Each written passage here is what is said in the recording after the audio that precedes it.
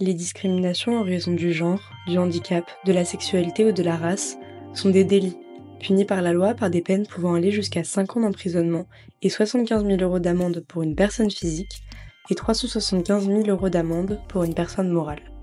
Pourtant, les comportements discriminatoires sont plus présents que jamais dans la société française. Selon l'étude, la perception des discriminations dans l'emploi, réalisée par les défenseurs des droits, 41% des personnes actives déclarent avoir été victimes d'au moins un propos ou comportement sexiste, homophobe, raciste, lié à l'état de santé, au handicap, à la religion ou à d'autres caractéristiques personnelles au travail. Qu'en est-il de la sphère médiatique ? Selon le baromètre sur la diversité et l'inclusion dans les secteurs de la culture et des médias, publié en décembre 2023 par le ministère de la Culture, 79% des répondants constatent des phénomènes de discrimination. Ces chiffres ne semblent pas étonnants, surtout après des affaires comme la Ligue du LOL, qui avait provoqué un MeToo français du milieu médiatique. Quelles formes prennent ces discriminations ? Quels impacts ont-elles sur la carrière des journalistes concernés ? Pourquoi les rédactions sont-elles plus souvent qu'ailleurs le théâtre de discrimination ? Des membres des collectifs AJAR, l'association des journalistes antiracistes et racisés, Prenons la Une et AJL, l'association des journalistes LGBTQIA+, ainsi qu'une journaliste indépendante spécialisée sur les questions de handicap, répondent à ces interrogations en nous partageant leurs expériences. Avant même que moi j'ai pu poser mes limites, que j'ai pu expliquer ma situation, etc., on avait déjà décidé pour moi ce que je pouvais faire ou ne pas faire. Nous, on parle de division raciale du travail journalistique. La profession journalistique, elle n'a absolument pas reflété une norme, elle a reflété l'intégralité des nuances de la société. En fait, comment on fait pour parler de racisme quand ça n'existe pas dans la tête de nos chefs et de nos collègues ? Comment bien traiter des violences faites aux femmes ? Comment bien traiter du racisme ? Comment bien traiter des sujets liés au genre ? Bonjour à toutes et à tous, merci beaucoup d'avoir accepté mon invitation pour venir dans ce podcast. Je vais vous laisser chacun et chacune à votre tour vous présenter et nous parler de votre emploi et de l'association ou de la cause que vous représentez aujourd'hui. Bonjour, alors moi c'est Rémi Kenzo Pages, je suis journaliste rémunéré à la Pige et je suis porte-parole de l'association des journalistes antiracistes et racisés. Donc l'AJAR, on est une association qui compte un peu plus de 200 journalistes. Aujourd'hui, ça va faire 2 ans qu'on existe puisqu'on est passé en public en mars 2023 dans une tribune dans Libération. Et c'est une association en fait qui regroupe des personnes concernées par le racisme et qui sont antiracistes. Bonjour, donc moi je m'appelle Kira Khan, je suis journaliste, je fais du podcast. Aujourd'hui je suis journaliste indépendant, je travaille pour mon propre média qui s'appelle Compassion, avec un N comme con. Et c'est un podcast qui donne la parole uniquement à des personnes directement concernées par le handicap ou la maladie. Ça existe depuis 2020. À la base, c'était un média social et depuis 2022, donc c'est devenu un format audio. Bonjour, moi je m'appelle Juliette Courdemans, je suis jeune journaliste, donc je débute, je ne travaille pas beaucoup, mais je fais de la presse écrite et de la radio. Je suis également belge et je suis là pour l'AJL, qui est l'association des journalistes LGBTQIA+. Bonjour, moi c'est Bénédicte Gilles, je suis journaliste indépendante depuis 2 ans, je fais beaucoup de podcasts, un peu de presse écrite et j'ai écrit un livre aussi qui est sorti il y a 3 semaines. Et je représente l'association Prenons la Une, qui est une association de journalistes féministes qui a eu 10 ans l'année dernière. Du coup, pour commencer à évoquer le sujet des discriminations, sujet très large dont on pourrait parler des heures, je vous avais demandé à l'avance de réfléchir peut-être à une petite anecdote ou à une phrase qui pour vous vous a marqué et a été représentative des discriminations que vous avez subies personnellement ou que vous avez pu constater autour de vous. En fait, c'est difficile, moi je trouve, de donner un exemple parce qu'il y en a tellement. En fait, tout au long de notre carrière, on est confronté à des moments où il y a du racisme qui s'exprime, en rédaction ou sur le terrain aussi. Surtout quand on parle de discriminations qui sont quand même parfois non dites, quoi, qui sont aussi qui s'expriment de façon invisible. Mais moi, par exemple, en tant que journaliste, je me suis déjà retrouvé avec des interviewés qui me font des blagues racistes. Ils me disent, «Tu connais la blague du voleur chinois?» Des trucs comme ça. Ça m'est arrivé sur le terrain, par exemple, de demander un renseignement à un policier qui me répond: «Désolé, je parle pas le chinois». C'est aussi en rédaction, en conférence de rédaction, par exemple, des journalistes qui vont te répondre: «Non, mais le racisme anti-asiatique, ça n'existe pas, c'est une invention d'une communauté pour exister». Voilà, donc en fait, ça se dit aussi avec des remarques, des choses comme ça, mais en réalité, il y en a tellement et c'est vraiment tout le long d'une carrière. C'était, le second stage que j'ai fait durant mes études. J'étais en infocom en licence, donc j'étais pas encore en journalisme et j'ai fait un stage, en événementiel et je me souviens très bien que pendant mon entretien, bon, au-delà de toutes les questions indiscrètes qu'on va poser directement aux personnes handicapées, comme si c'était normal que finalement nous on racontait, notre intimité, elle m'a fait comprendre en fait que, ça allait pas être possible pour moi de faire ce métier. Donc elle m'a dit: «Bon, bah, là pour un stage, ça va être OK, je te prends, mais bon après te fais pas d'illusions, de toute façon, voilà, dans l'événementiel, il y a une grande partie aussi un peu technique où tu vas devoir, déplacer des choses, installer des salles et cetera». Sans même savoir si, je sais pas, j'aurais pu peut-être le faire en fait, me lever, le faire autrement, peu importe. Tu pourras pas le faire, donc voilà. Donc bon, je suis sympa, hein, je te prends quand même, mais te fais pas d'illusions. Avant même que moi j'ai pu poser mes limites, que j'ai pu expliquer ma situation et cetera, on avait déjà décidé pour moi ce que je pouvais faire ou ne pas faire. Oui, moi enfin, quand j'ai lu ta question, j'ai pensé à une anecdote, qui date, d'il y a une dizaine d'années, donc bien avant que je m'oriente vers le journalisme. C'est une amie à moi qui était au forum des métiers, de notre lycée et il y avait un papa d'élève qui était journaliste, dans une grande radio nationale, qui lui explique un petit peu son travail et qui lui dit: «Bah, voilà, pour faire de la télé, faut avoir un certain physique». Il fait une petite pause et il lui dit: «Et puis toi, bah, tu as plutôt un physique de radio». Et en fait, ça a été un de mes premiers. Moi, j'avais pas du tout de contact dans le journalisme et cetera. Il m'a raconté ça et c'était une de mes premières images, en fait, de ce que c'était et donc c'était il y a 10 ans et les choses ont quand même bien changé depuis. Mais via Prenons la Une, on reçoit encore beaucoup de témoignages, en fait, de ce type de, harcèlement sexuel, très clair, dans les rédactions, de remarques graveleuses. Moi, j'ai réfléchi et j'ai pas trop d'exemples, personnels, parce que je suis très consciente de la discrimination, qui existe dans la société, je m'en prends Mmh. assez dans la gueule et du coup, quand je devais choisir où travailler, où faire mes stages, j'ai toujours choisi des petites structures, vraiment Mmh. très, ouvertes sur ces questions-là et j'ai fait, 3 stages en Belgique, et à chaque fois, je m'arrangeais pour glisser un peu dans la conversation que: «Ah, ma copine habite par là» ou «Ah tiens donc ça me fait penser que» pour un peu genre lâcher le truc et me dire: «OK, comme ça maintenant ils savent» et je coupe un peu l'herbe sous le pied, quoi. Mmh. Mais donc c'est aussi une sorte de situation où je me limite. Il y a certaines réactions où je me sens pas à l'aise d'aller et donc je me dis: «Bah, je vais plutôt aller là où je sais que je suis safe», plutôt que de peut-être me confronter à de la discrimination et de la lesbophobie, quoi. Ouais, tu fais du coup de la stratégie d'évitement, où tu te Exactement, prives d'aller dans exactement. certains endroits.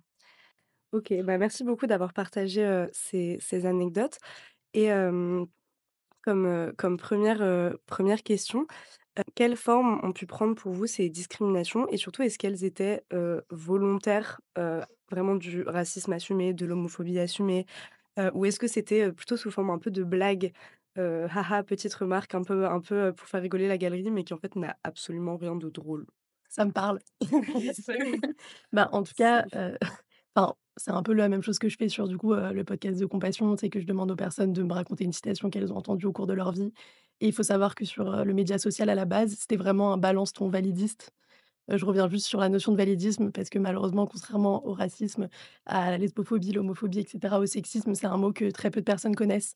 Mais c'est donc le mot qui est utilisé pour parler des discriminations à l'égard des personnes handicapées et bah, du système d'oppression, des rapports de domination et cetera.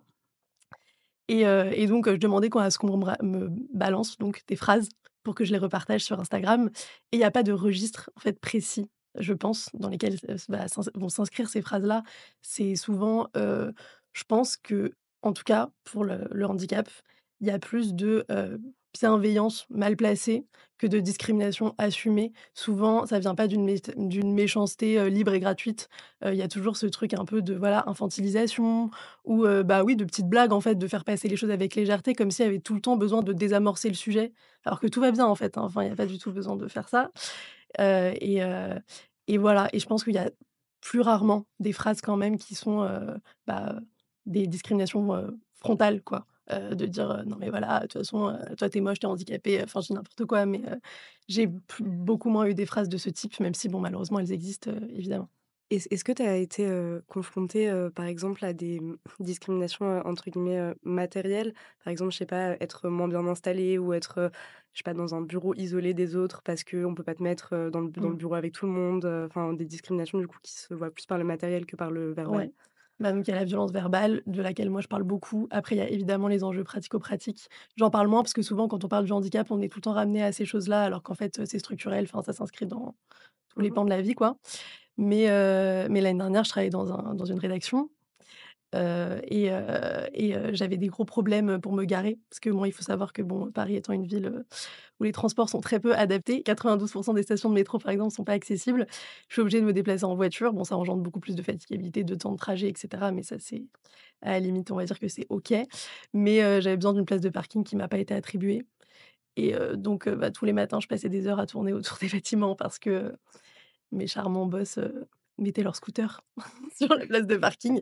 Je trouve que c'est vraiment mais en plus, le pire, c'est que encore une fois, c'était pas de la méchanceté assumée. C'est que, bah, c'est toujours comme ça, en fait. Tu subis une discrimination la première fois, tu sais pas comment y réagir. En plus, tu es dans un rapport hiérarchique, donc tu te dis: «Bah, qu'est-ce que je vais dire? Qu'est-ce que je vais pas dire?» Et moi, il y avait ce truc-là où voilà, bah, c'était mon premier emploi. Dès le départ, j'ai pas trop osé exprimer mes besoins. En plus, c'était une petite structure, du coup, il y avait pas de RH, pas de service dédié, aucun intermédiaire. Donc tout de suite, devoir, leur expliquer à eux, très sympa de me filer ta place. J'ai pas du tout osé faire ça dès le début et en fait, bah, au fur et à mesure du temps, plus ça avançait, plus c'était compliqué de leur expliquer et voilà et j'ai galéré. À la fin de mes 8 mois, j'étais en état d'épuisement total, quoi. Quand tu dis de bienveillance mal placée, moi j'ai eu beaucoup de personnes, qui ne savaient pas trop, ce que les lesbiennes faisaient, ce que c'était exactement et j'ai eu des questions très frontales de: «Mais est-ce que du coup tu as déjà couché avec un homme?» Et j'étais là genre: «Mais on travaille enfin, on va pas discuter de ça, on n'est pas au bar entre amis en fait». Et il y a beaucoup de questions comme ça de gens qui de manière très bienveillante ont envie de s'éduquer, mais en fait c'est pas parce que je suis lesbienne que je suis là pour, faire de la formation quoi. Il y a plein de contenus qui existent sur les réseaux sociaux, il y a plein de podcasts, il y a des livres, il y a vraiment énormément de contenu pour s'éduquer et c'était toujours vers moi que les questions se tournaient et à la fin, tu es un peu fatigué, quoi. Tu en mode Mmh, je suis pas porte-parole de toutes les lesbiennes non plus, hein, ni de toute la communauté gay parce qu'évidemment, il y a tout le monde qui mélange, toutes les lettres de l'alphabet, enfin c'est tout un délire et c'est enfin parfois j'aimerais bien qu'on parle d'autre chose, quoi. Ouais, qu'on te ramène pas constamment juste à ta sexualité, comme si c'était la seule chose que tu Exactement, pouvais apporter à la table, exactement. Heureusement en France, j'ai l'étiquette belge et pas lesbienne et mais franchement, je vois beaucoup la différence et c'est un peu une bouffée d'air, quoi. Franchement, il y a un peu de tout, hein, il y a du frontal, il y a du sous-entendu, il y a du, pas du tout conscient. On va te dire des choses, gentiment, mais, en fait, c'est déplacé. Après le 7 octobre, justement, un certain nombre de témoignages, de nos adhérents qui étaient, certains juifs, d'autres, musulmans ou parfois qui n'étaient même pas musulmans, mais qui étaient, assimilés, musulmans, parce que, arabes ou kurdes et en fait, ces personnes-là se retrouvaient, dans leur rédaction, mises de côté, sur l'actualité parce que, sous-entendu, du fait de leurs origines, elles n'étaient plus en capacité de traiter, ces questions-là et en fait, ça concerne un peu, tous les journalistes racisés quoi, qui sont, en permanence, assignés aussi éditorialement sur des sujets ou empêchés de travailler sur d'autres sujets, enfin, par rapport à leurs origines. Ouais, sur la question, des discriminations sexistes, c'est assez, tentaculaire aussi, donc il y a tout le volet, on va dire, répréhensible, judiciairement parlant. Donc tout ce qui va être, harcèlement, sexuel, harcèlement moral à caractère sexiste. Ça, on a encore pas mal de cas qui nous arrivent, tous les mois, dans la boîte mail de Prenons la Une. Parce que, ça, c'est pas assez connu, mais en fait, on a une cellule, d'écoute et de soutien pour les, victimes de violences sexistes et sexuelles dans les rédactions. Donc c'est une cellule anonyme et cetera, ce qui fait qu'on suit des femmes, tout au long de l'année qui ont, des affaires comme ça et puis ensuite, il y a toute la partie plus, discrimination économique où en fait, les femmes vont être empêchées, d'accéder à certains postes. Enfin, quand on voit le nombre, de femmes rédac chef, je crois que c'est 20 si je dis pas de bêtises, ouais. C'est 20 de femmes rédac chef, aujourd'hui. Donc là, il y a clairement un plafond de verre, qui est documenté, mais par ailleurs dans toutes les professions, mais qui mmh. s'applique aussi, au journalisme et puis, il y a toutes les difficultés de, les femmes vont pas forcément être envoyées, sur certains sujets, alors là aussi ça avance. Par exemple, il y a quelques années, des femmes reporters de guerre, il y en avait très peu. Maintenant, il y en a de plus en plus.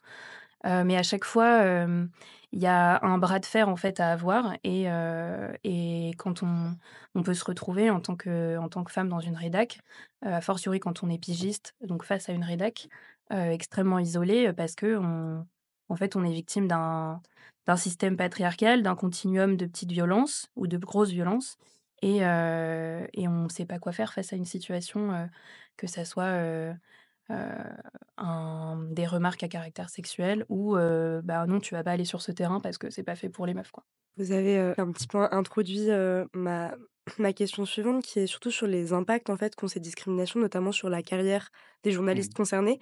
Est-ce que vous avez pu, être en contact, connaître des personnes qui ont été, par exemple, poussées à la démission par, des remarques, constantes, un harcèlement constant, qui, bah, étaient donc privées de certains sujets ou obligées de traiter certains sujets, parce que, c'était une femme donc si on parle de maquillage, c'est forcément toi qui dois le faire ou ce genre de stéréotypes. Heu, Quels freins, en fait, les discriminations peuvent concrètement amener, à la carrière au final de ces journalistes? En fait, de façon générale, dans le journalisme, et dans les entreprises de presse, il y a un problème, qui est structurel.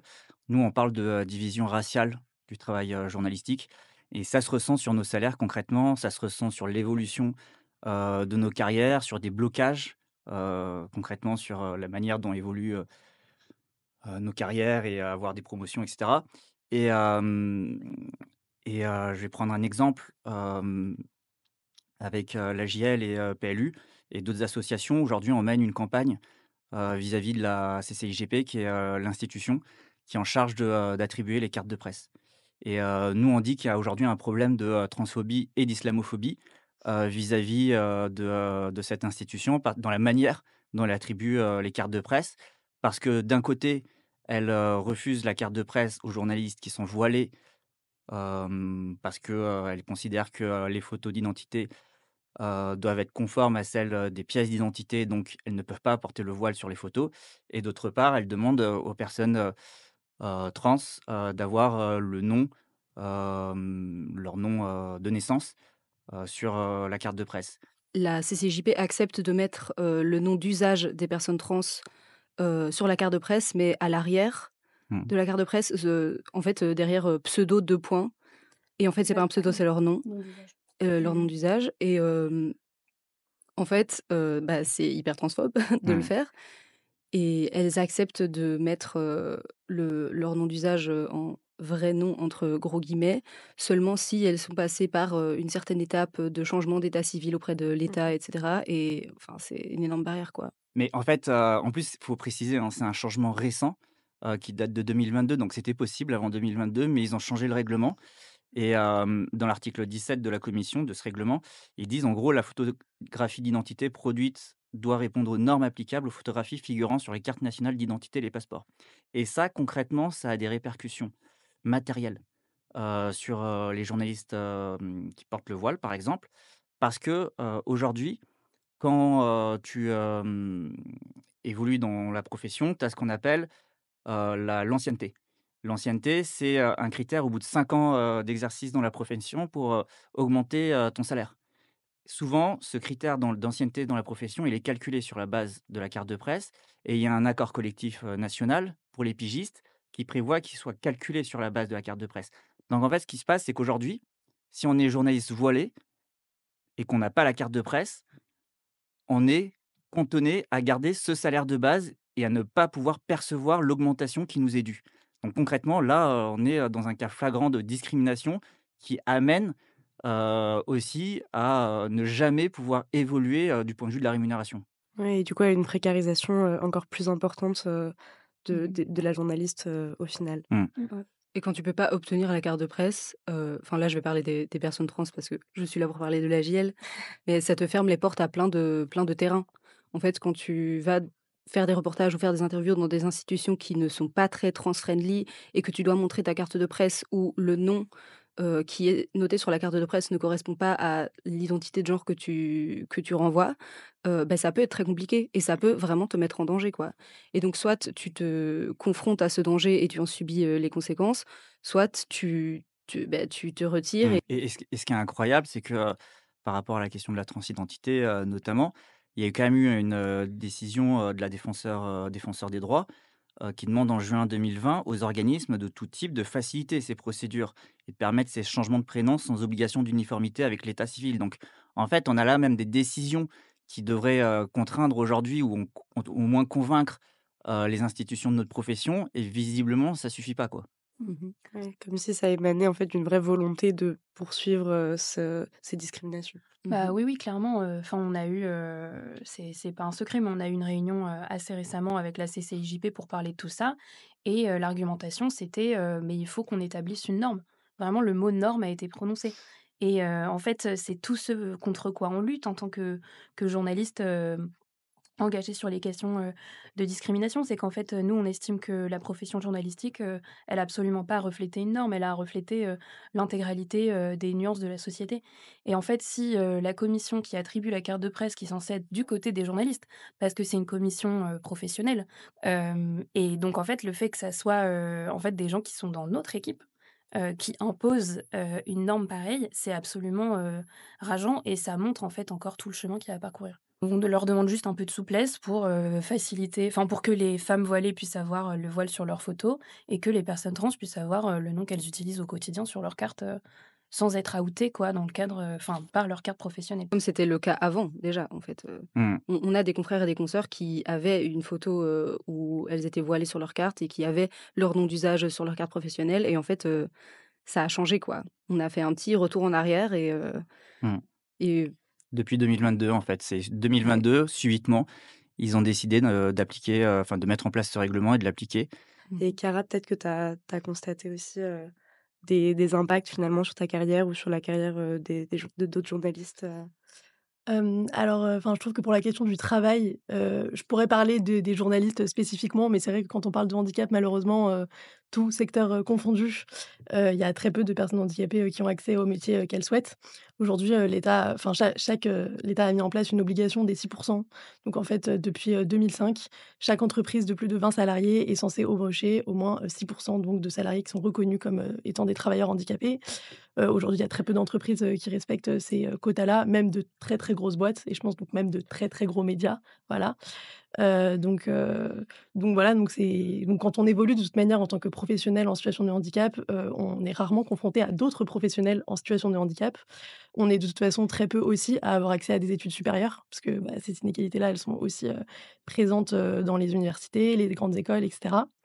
Donc voilà, c'est un peu, le triangle de l'inaction pour la question du travail. Je pense qu'il y a les entreprises qui disent que voilà, bah, il faut, donner plus accès à l'éducation et cetera. L'éducation nationale, qui dit qu'il faut commencer aussi par avoir des perspectives d'avenir et que les entreprises doivent recruter des personnes, handicapées, enfin bref, c'est un peu, tout le temps, le la même histoire.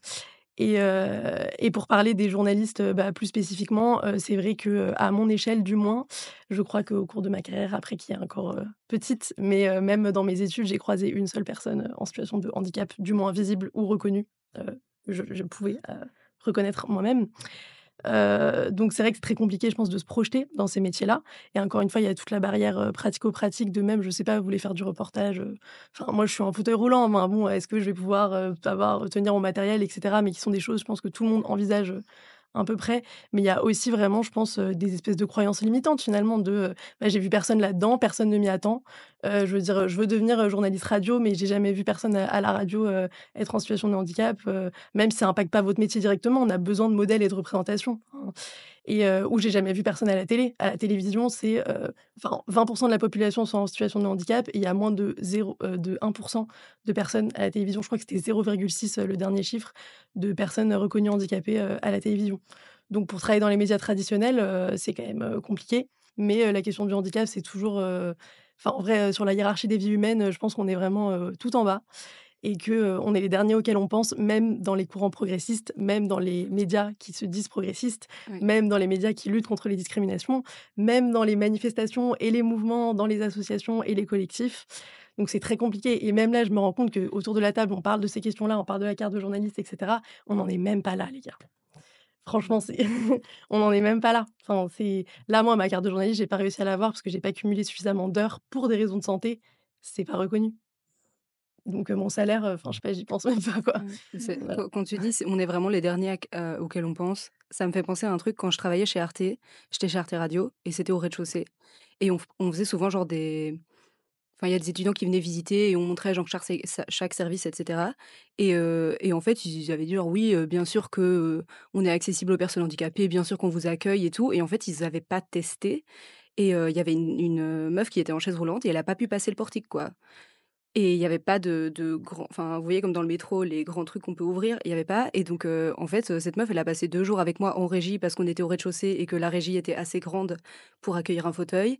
Et bon, après, c'était super. Je lui ai montré Mmh. toutes, les petites techniques du montage, mais Peut-être qu'elle voulait voir autre chose. elle voulait, enfin, tout le monde a découvert tous les services d'Arte et elle a découvert, ma gueule chez Arte Radio, quoi. C'est Et c'est c'est Mais c'est aussi ça me fait penser c'est super justement à triste. il y a une initiative, qui est, je sais plus, je crois qu'elle est assez récente, mais je saurais plus exactement dire le nombre d'années, enfin depuis je sais plus depuis quand elle existe, mais en tout cas qui s'appelle les Duo Day. Je sais pas si vous voyez un peu ce que c'est, mais en gros le but c'est de une fois par an, des grosses entreprises qui disent qu'elles vont prendre pendant 2 jours une personne handicapée pour qu'elle puisse, être en binôme avec une personne, de l'entreprise, un salarié ou une salariée, pour, montrer le métier, explorer et cetera. Et en fait, c'est le plus gros coup de com' qu'on ait jamais vu. C'est-à-dire qu'en fait, c'est enfin, moins intéressant même qu'un stage de troisième, hein. On n'est même pas à 1 semaine, au sein de l'entreprise, on est à 2 jours. Ça débouche sur, 10 de recrutement et dans ces 10 la plupart, c'est des stages ou des alternances, donc il y a que des emplois, enfin, c'est pas des emplois, sur le long terme. Et encore une fois, enfin, on en revient aussi dans ce côté où on ne propose pas de réelles solutions de toute façon. On propose des choses histoire de dire: «On l'a fait, c'est OK, voilà». Ah bah, moi franchement, bah, cette année, j'ai eu, une personne en situation de handicap, je peux te dire qu'elle était vachement contente de voir ma régie et cetera. Mais enfin, je veux dire, c'est des êtres humains, c'est pas des enfants. Enfin, C'est les enfants sont des êtres humains, pardon, mais c'est des adultes qui sont en capacité de travailler.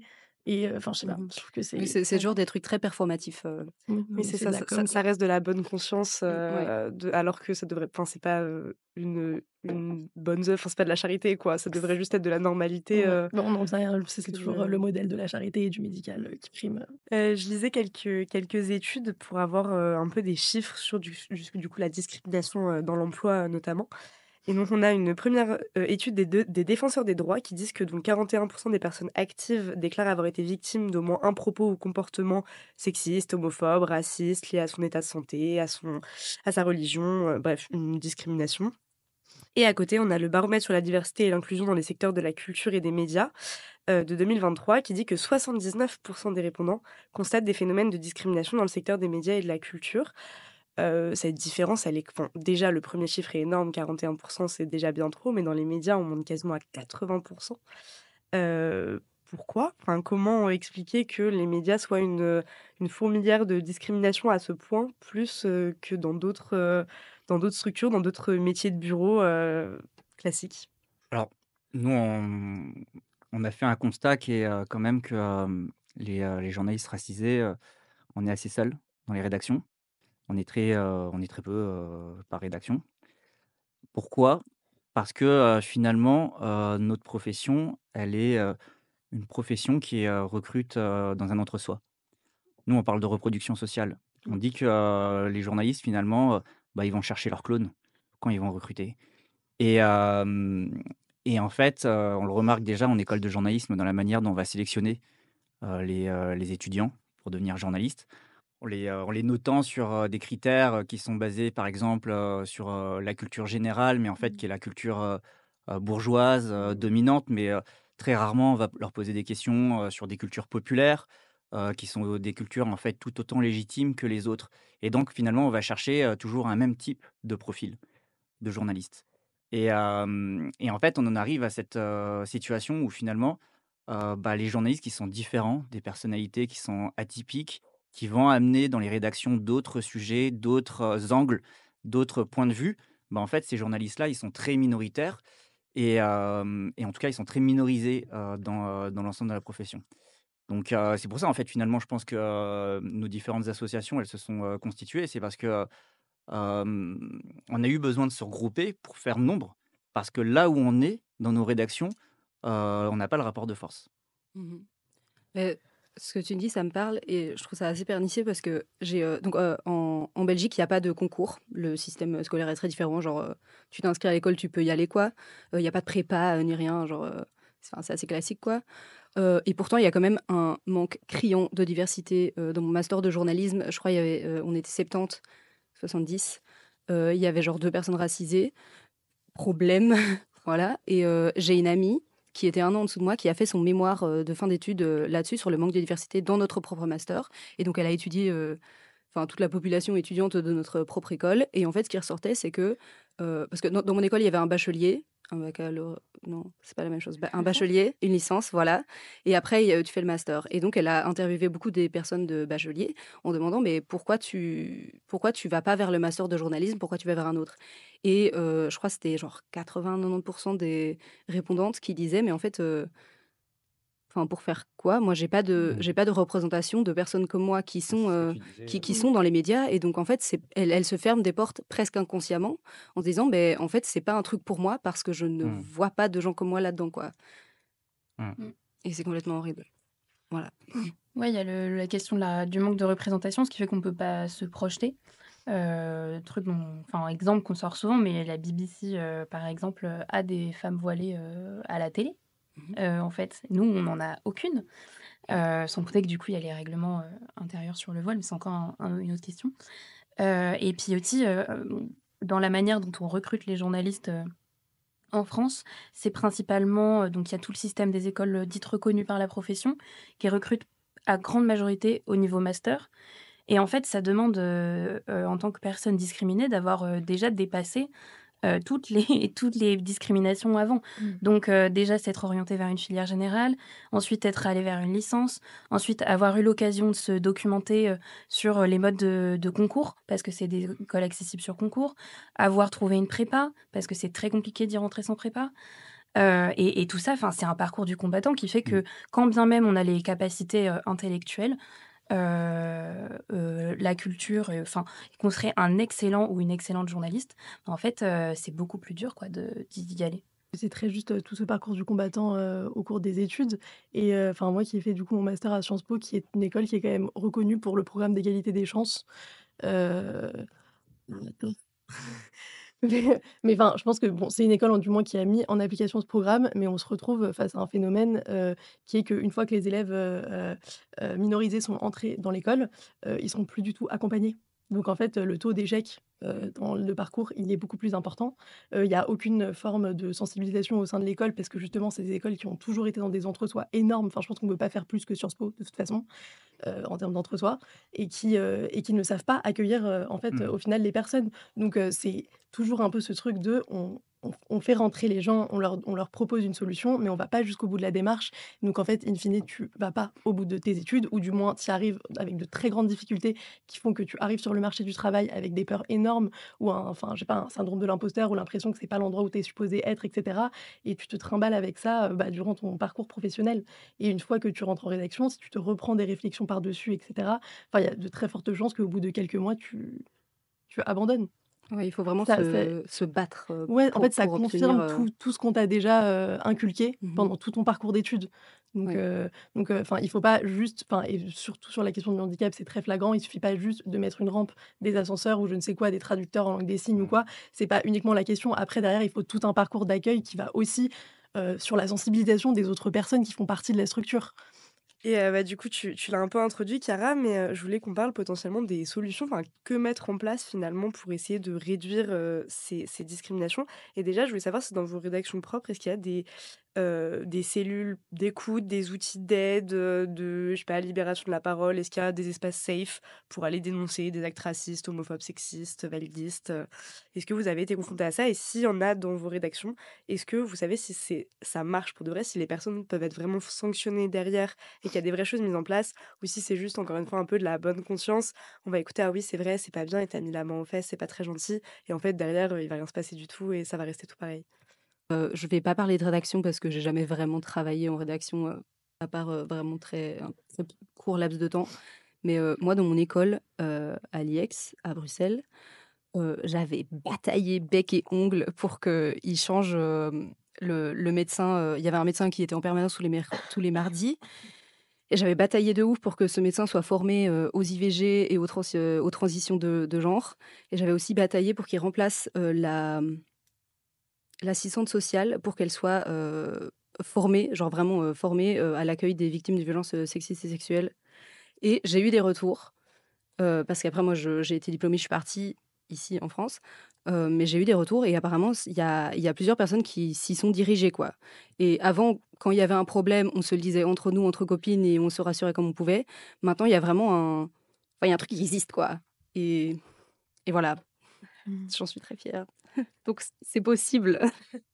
Sur les discriminations sexistes, il y a un peu de tout pour l'instant dans les rédactions. C'est compliqué parce que j'ai pas envie d'exposer des gens en donnant des exemples trop précis. Mais il y a des médias qui ont des référents. Malheureusement, ces référents sont parfois absolument inefficaces, sont parfois des hommes, sont parfois souvent non formés. Donc, disons que sur le papier, il y a des choses qui avancent, mais ça ne suit pas forcément toujours. Après, là, j'ai un exemple récent d'un média plutôt militant qui a eu super réaction là, il y a quelques semaines où une journaliste a confié qu'elle avait un souci avec un collègue masculin. Et tout de suite, elle a eu le rédacteur en chef qui l'a rassurée, qui a mis en place un dispositif avec un organisme extérieur pour gérer les choses et faire une médiation. Et ça, c'était génial. Sur le racisme, franchement, le silence règne, hein, j'ai l'impression que c'est quand même un sujet tabou, hein. Il y a une rédaction, peut-être même plusieurs, faut que je vérifie, mais il y a au moins, je sais que Mediapart a mis en place, une référente, sur le même modèle, que sur les questions de genre, mais pour les questions raciales. Principalement pour, bien traiter, d'un point de vue éditorial, ces, sujets-là, s'assurer qu'il y a un certain équilibre, dans, le traitement, de la rédaction. Mais sur, ce qui se passe en interne, dans les rédactions, moi j'ai un peu l'impression que c'est du bricolage quand il se passe quelque chose. C'est-à-dire que, souvent on met quand même sous le tapis. Donc, le problème aussi, c'est que, ce que je disais tout à l'heure, on est isolé. Donc quand on est seul dans nos rédactions, c'est difficile pour nous, de nous exprimer et de revendiquer. Et donc, à ce moment-là, si, parce que, rarement les personnes blanches, vont le faire pour nous. À ce moment-là, si nous on le fait pas, il va rien se passer dans la rédaction. Donc le silence règne quand même beaucoup. Et je pense que juste, c'est très important qu'il y ait, une cellule qui soit identifiable, enfin des personnes, qu'on puisse reconnaître quand on est face à des situations, discriminantes, même stigmatisantes, enfin peu importe en fait.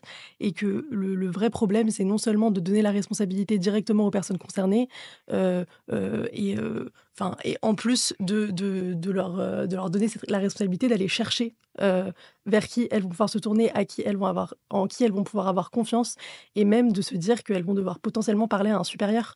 Et ça, c'est extrêmement compliqué parce qu'il y a plein d'autres choses, encore une fois, qui rentrent en jeu. Donc je pense que même dans une petite structure, même si ça doit être, ton ou ta collègue qui est au même niveau que toi, enfin peu importe qui, ou même, même un ou une stagiaire qui est formée, peu importe qui varie, j'en sais rien, mais il faut que ce soit quelqu'un qui ne soit pas toi, je pense, et qui soit sensibilisé aux enjeux, qui est identifié comme étant la personne à qui on en parle et qui, elle, va aller référer le message avec ou sans toi, en fonction de tes envies. Et il faudrait qu'il y en ait, dans toutes les structures, pour tous les types de discrimination. Et je suis d'accord que sur le racisme, je n'ai jamais vu aucune structure qui mettait Mmh. en place une solution. Enfin, Ben, c'est en France, on a un problème quand même sur le racisme, c'est que, on a cette vision, on voit pas les couleurs. Mmh. Ce mmh, truc, ouais, colorblind, bah, oui, on a ça existe pas. Et du coup, en fait, comment on fait pour parler de racisme quand ça n'existe pas dans la tête, de nos chefs et de nos collègues? mmh. Et c'est un vrai problème, hein, parce que, par exemple, on n'arrive pas à le quantifier. On a beaucoup de mal à le quantifier parce qu'il y a un tabou sur, la question, des statistiques en France. Mmh. Voilà, il y a pour des raisons historiques, les statistiques ethniques, c'est pas un sujet, qui est facile à amener. Et en fait, comment on fait aujourd'hui pour c'est très dur, hein, de quantifier, en fait, le racisme. Alors, il y a des tentatives, hein, sur la question du racisme en rédaction. Il y a le SNJ-CGT, par exemple, qui a fait une enquête sur le racisme, en rédaction et eux, ils disent sur la base de ceux qui ont répondu, leur enquête, qu'un journaliste sur 2 est témoin de racisme dans sa rédaction. Donc en fait, c'est des chiffres, énormes, mais ces enquêtes sont tellement rares et pourtant, on a besoin de cette littérature, parce que c'est extrêmement riche et précieux et ça nous permet, nous, derrière, de dire, d'une part, que ça existe et de nous défendre aussi et c'est par exemple, ce type d'enquête, ce type de travail, qui permet de documenter le racisme, qui va nous permettre aussi derrière de les revendiquer, d'aller dans les CSE, par exemple et de dire à notre direction: «Bah, en fait, vous voyez, ça existe le racisme, vous, le voyez pas parce que, avec votre vision, il y a pas de couleur, peut-être que voilà, mais en réalité, dans la rédaction, ça existe». Il y a un truc qu'on n'a pas dit par rapport à tout à l'heure, mais c'est qu'on est une profession d'entre-soi, mais on est aussi une profession qui est très réticente à se regarder le nombril, entre guillemets. Enfin, on a l'impression que dès qu'on parle de nous, entre nous, ou même que un média va devenir un sujet médiatique, c'est quelque chose de complètement border, limite pervers. Et je pense qu'il y a un truc où certains se cachent un peu derrière cette culture française de les journalistes ne parlent pas des journalistes pour certainement pas se poser les bonnes questions dans leur rédac. C'est vrai que c'est compliqué de faire de l'autocritique au sein des médias. C'est Ouais, et puis de ce que vous dites, il y a aussi l'air d'avoir un souci, bon, déjà avec des actes de discrimination, mais aussi avec le fait que tout le monde voit et que personne ne fait rien. Et du coup, c'est ce que tu disais, Chiara, ça fait peser à la personne victime, sur la personne victime, toute la charge, la responsabilité de dénoncer et d'essayer de faire avancer les choses. Et c'était, je veux dire, la Ligue du LOL, enfin, ça vient quand même des rédactions, hein. Ouais. On n'en a pas parlé, mais c'est Ah au oui. cœur du débat. Enfin, Ouais. Ouais, et puis dans des exemples plus récents, là, pareil, je peux pas être très spécifique, mais ces dernières semaines, j'ai eu vent de deux femmes journalistes qui ont dû démissionner parce qu'elles étaient victimes de harcèlement sexuel dans leur rédaction. Donc on en est encore là, en fait, aujourd'hui. Et encore une fois, c'est pas le genre de choses que personne ne remarque, donc tout le monde est aussi complice de ne pas Oui. dénoncer, de ne pas soutenir. Et Et je me dis, est-ce que c'est aussi peut-être parce que c'est des professions qui sont un peu à flux tendu, où on a l'impression que les places sont chères et que bah, on prend des risques, en fait, d'autant plus ici, parce qu'on a quand même de la chance d'être là, quoi. Il y a aussi ce message un peu insidieux qui est toujours dans les têtes, je pense.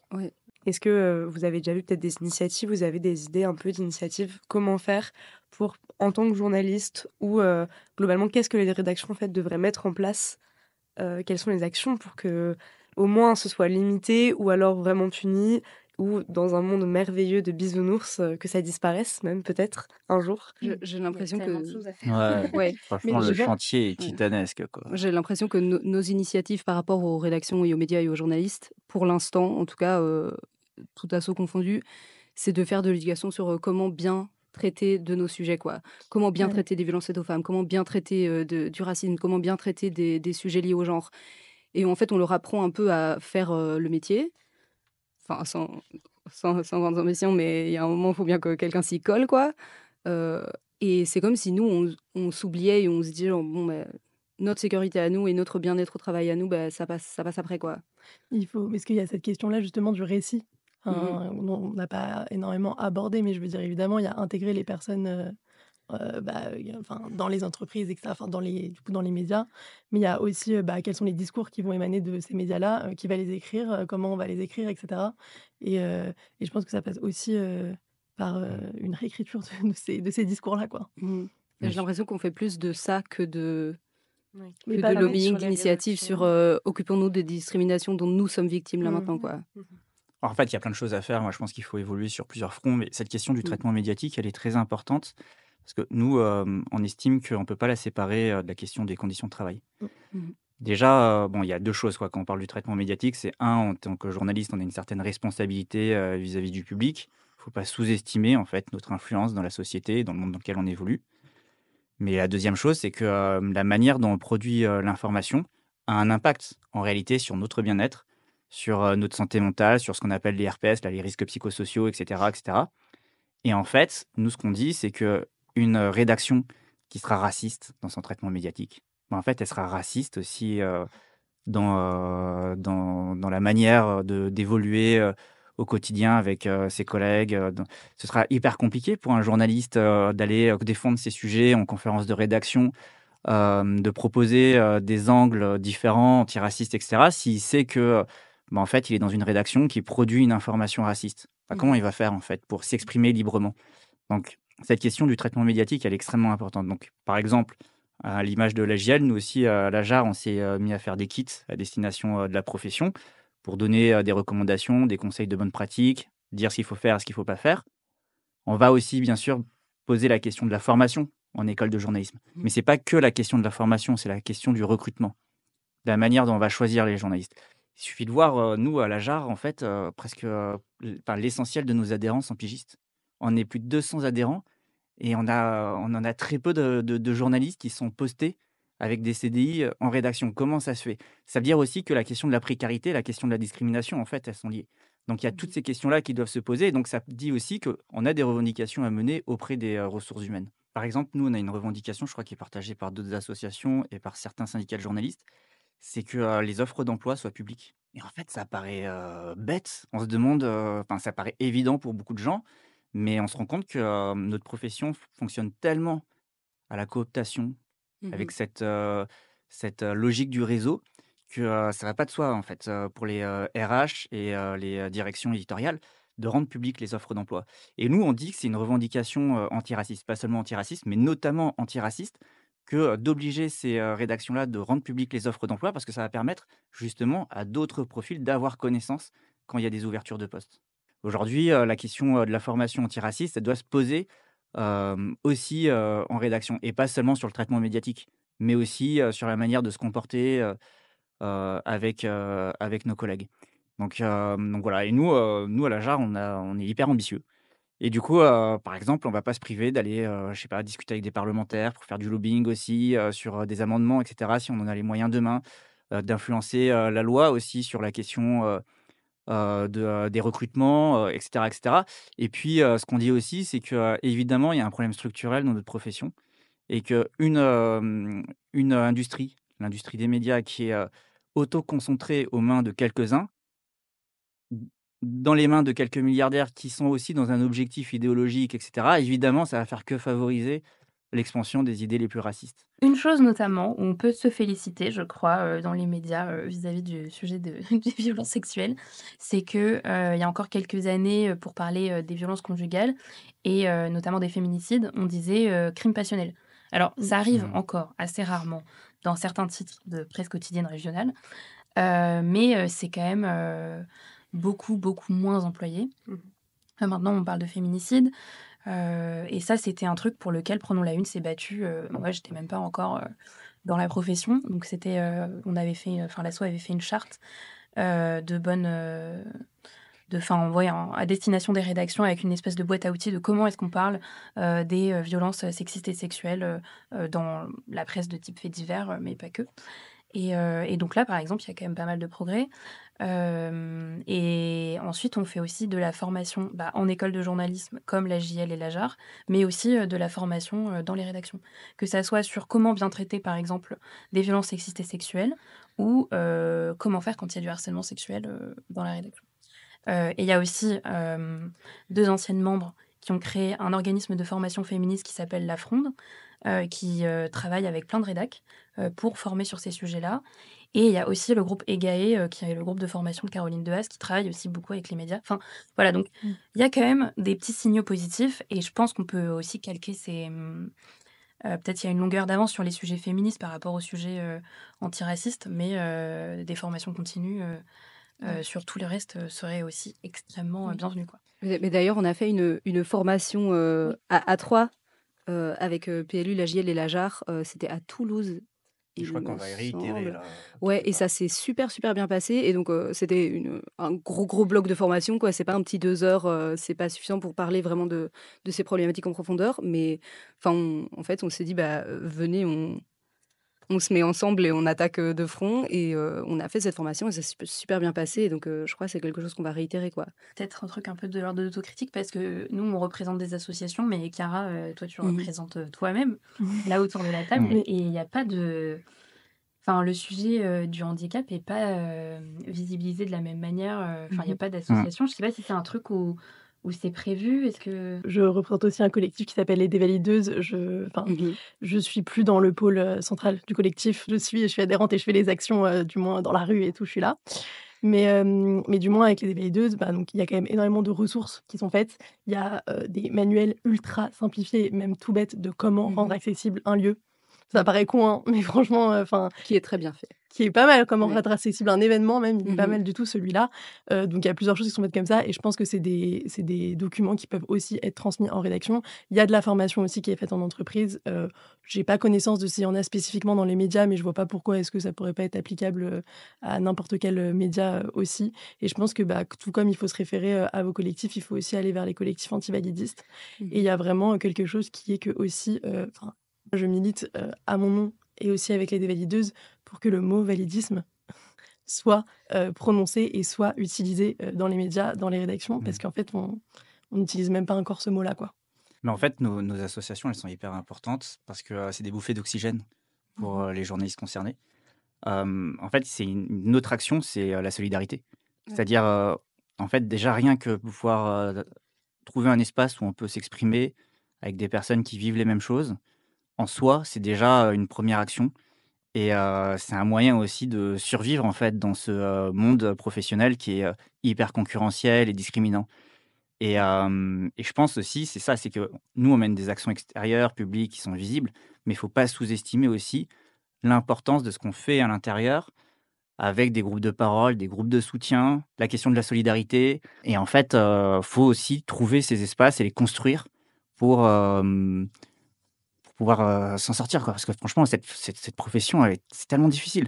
Oui. Et Et puis avoir une même approche au-delà de... intersectionnelle, du coup, hein. Je pense que là, on Oui, en vient à cette question-là qui est que on peut être une personne handicapée et une personne racisée et une Ouais. femme et une oui. personne issue de la communauté LGBTQIA+, et nan. Enfin, je veux dire, et Mhm. franchement, il faut vraiment, enfin, considérer l'entièreté, je pense, de l'identité de la Mmh. personne et ne pas juste Oui. la prendre pour... Parce qu'en plus, parfois, on a tendance à même hiérarchiser les pans de l'identité et Mhm. se dire... Et je pense que c'est là où l'inverse, la hiérarchisation, pardon, elle est inverse. C'est que je pense qu'une discrimination liée au handicap, elle est beaucoup plus facilement visible quand on a un handicap visible Mmh. au sein d'une structure que les autres formes de discrimination, et que pourtant, quand on est, par exemple, dans mon cas, une femme handicapée, on est au Mhm. croisement du sexisme et du validisme. Ouais.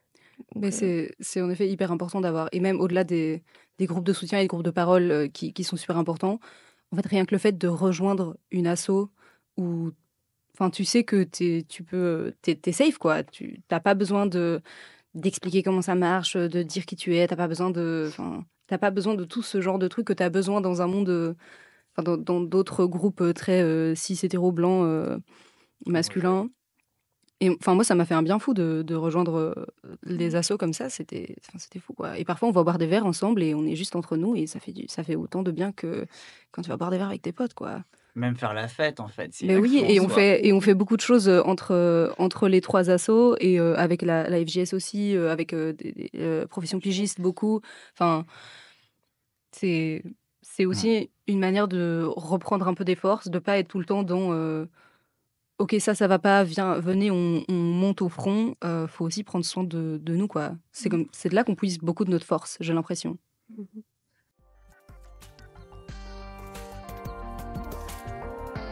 Merci d'avoir suivi la première partie du 3e épisode de Miroir médiatique. Nos autres émissions sont disponibles sur Spotify, Acast, Deezer et YouTube. Dans la seconde partie de cet épisode, nous poursuivons notre échange sur les discriminations en abordant cette fois le traitement médiatique de ces enjeux.